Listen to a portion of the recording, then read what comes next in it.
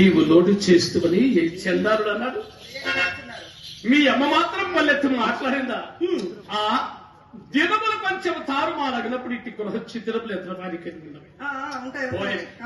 పడిన గొడవలు పన్నెట్లే ఉండవు. దైవం అందులకే ఈ పూట అతను తారసిలింపజేసినాడు. ఏమండి, ఎవరో తారసిన వారు? ఎవరండి తారసిన వారు? చెప్పవచ్చు కదా. చెప్పండి. నేను ఇందరికనే తెలుపుగా నా మాట పూర్తిగా ఇచ్చినావు కదా. చెప్పవచ్చు కదా. ఆ తారసల్ని అతడు బిల్వమంగళ. బిల్వమంగళనా ఏటి ఆమె కొత్తగా కర్మాగారములు, కార్యస్థానములు, మేడలు, మిద్దలు కట్టుకుని కాపురం ఉంటుందా? వాసుదేవమూర్తి గారి కుమారు.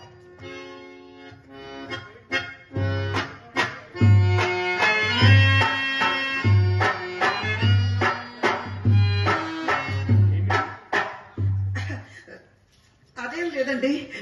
మరి మరి అదేనండి, ఒక మాట అడుగుతానండి మీకు. అడగనా?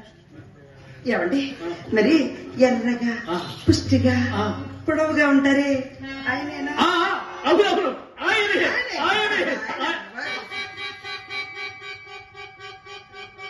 నీవెప్పుడు చూస్తే అతన్ని?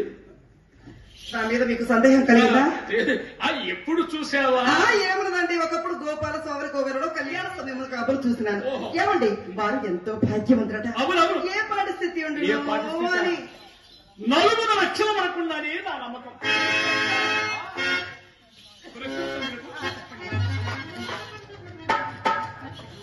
ప్రకృతి వినము. ఆ బిల్వ దగ్గర నేను సహచర్యం. ఆ దినములలో నేనే అతడు, అతడే నేను.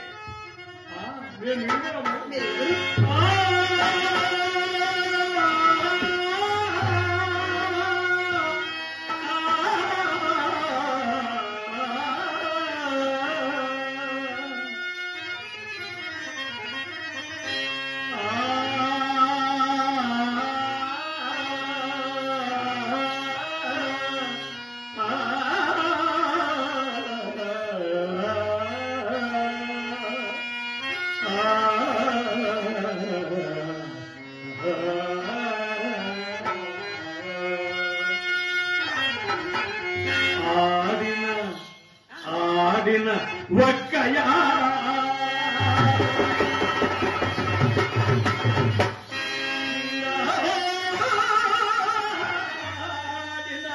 ఒక్కయా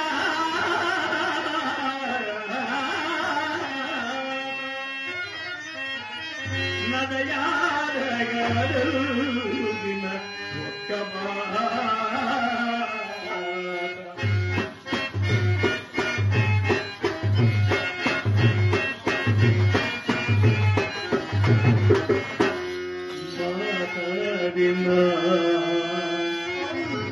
మాట్లాడిన ఒక్క మాట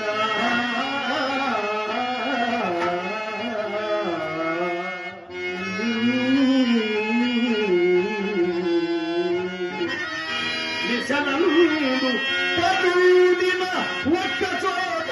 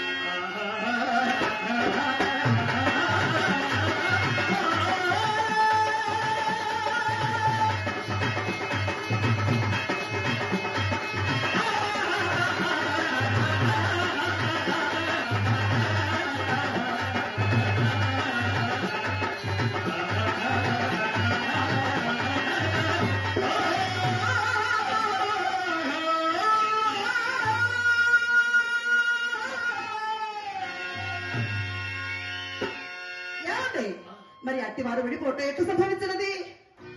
వారు విడిపోతే ఎట్లు సంభవించినది? అతను ఆంధ్రము సాధించి సంస్కృత పాఠశాలలో ప్రవేశించినాడు. మరి తమరండి నేను చదువు సాధించి ఏం చేస్తారు? చదువు సాధించి ఏం చేస్తారండి? తమ పాఠశాలలో ప్రవేశించినాడు. అందువల్ల సంబంధం పూర్తిగా తప్పిపోయి ఒకరినొకరు మరిచిపోవరకు వచ్చినాం. వాసుదేవమూర్తి గారు వ్యాపారం అంతా అతను వసూలు చేసినారట. అవునా? నాకు అతనే వ్యక్తికి వచ్చింది అలా బదులు కొరకు వారిని వీరిని దేవురించి కూర్చుందా. ఏం చేసేవారండి? అతను ఎంత మంచివాడు, ఎంత మంచివారు? నేనే మరిగిన ఇస్తాడు. నిజమే కదా? నా కష్ట సుఖములని అడిగినాడు. తన మంచి చెట్లన్నీ చెప్పినాడు. ఇంటికి తీసుకుని పోయి తనతో భోజనం చేయ వరకు విడిచినాడు. కాడు స్నేహితుడు అంటే అలా ఉండాలి. చాలా కాలానికి కలిసాం. చాలా మంచి. ఏమండి మీ స్నేహితుడు మైకంలో పడిపోయి నన్ను పూర్తిగా మర్చిపోయారే. ఏం లేదు. మరి దీని సంగతి ఏం చేశారు అని రేపు వచ్చేదని చెప్పి చక్కగా వచ్చాను. చాలా కాలానికి కలిసాం కదా. చాలా మంచివారు.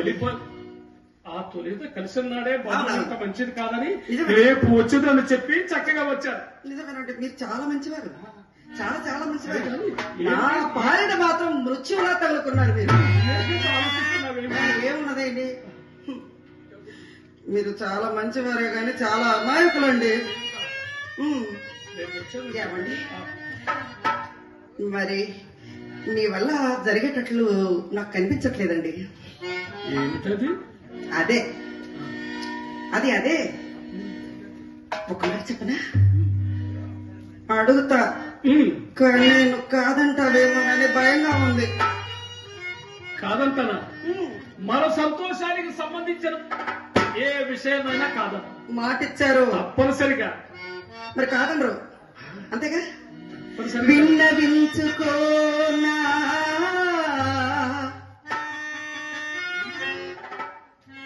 చిన్న కోరిక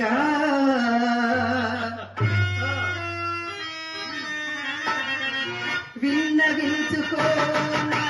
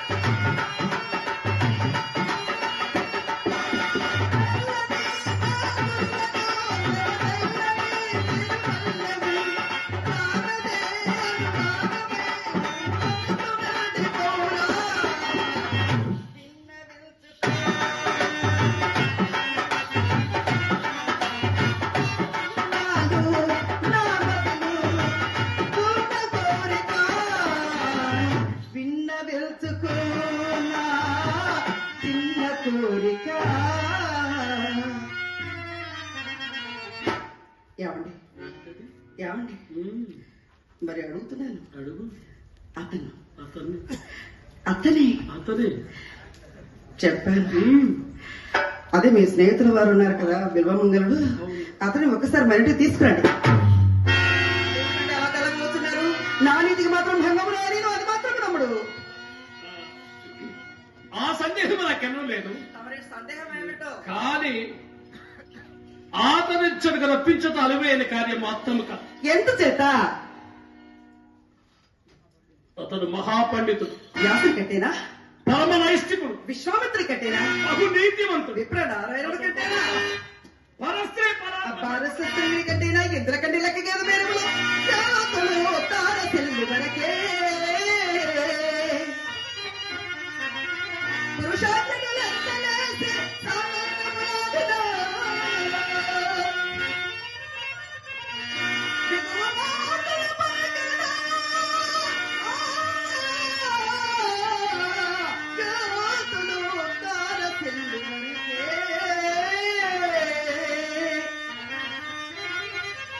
కానిదే మన గానకు సంతలత్తి కనగానమే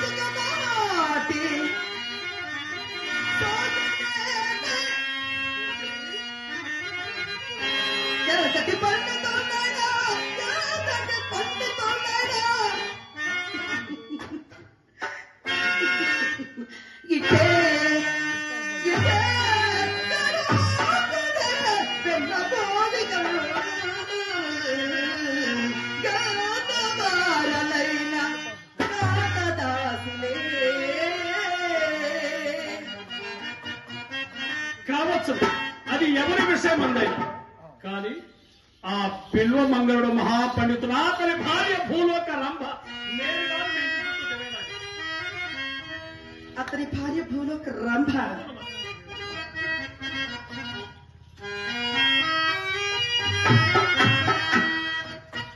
ఏమండి, అతని భార్య భూలోక రంభే. అవును, నేను కాదని చెప్పను. తమరి ఇల్లాల సంగతి ఏమిటి? అయినా సారుల ఇళ్లకు జనవారిలో ఎవ్వరి భార్య చక్కనిది కాదు.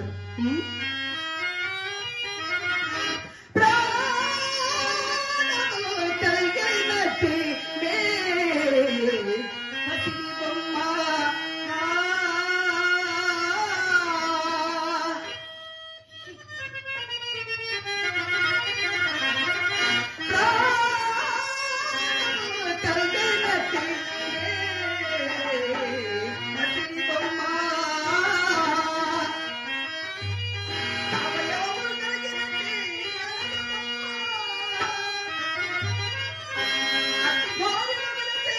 నీవకదా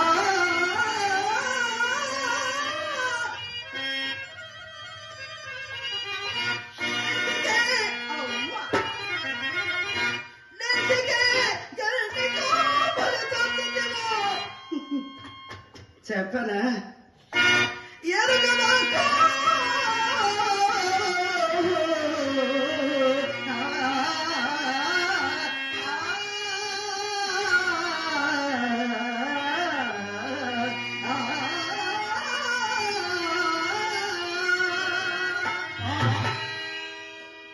నీకెవరు బదులు చెప్పగలరు? మాటలు బాగా నేర్చారు. బదులు చెప్పడంతో పని ఉన్నది. అతని ఇక్కడ తీసుకొచ్చు కార్యభారం లేదు, అతనికి ఆకర్షించు భారం నాది. అతనికి ఉన్న ఆ 4 లక్షలలో సగమునిది సగమునాది. సరే కదా మరి? ఏమిటి? అదేనండి చెప్పానుగా, అతనిని ఇక్కడికి తీసుకొచ్చి మీ ఇంటికి తీసుకొచ్చే కార్యభారం నాది. అబ్బాయి అతను ఆకర్షించే భారం అనేది ఇప్పుడు దారిలో అతనికున్న 40 లక్షల్లో సగము నాది, సగము నీది. వీళ్ళే లేదా? నేను ఒప్పుకోను. మొదటికి వచ్చారు, నేను ఒప్పుకోను. ఒక్కరండి మొత్తం నీదే.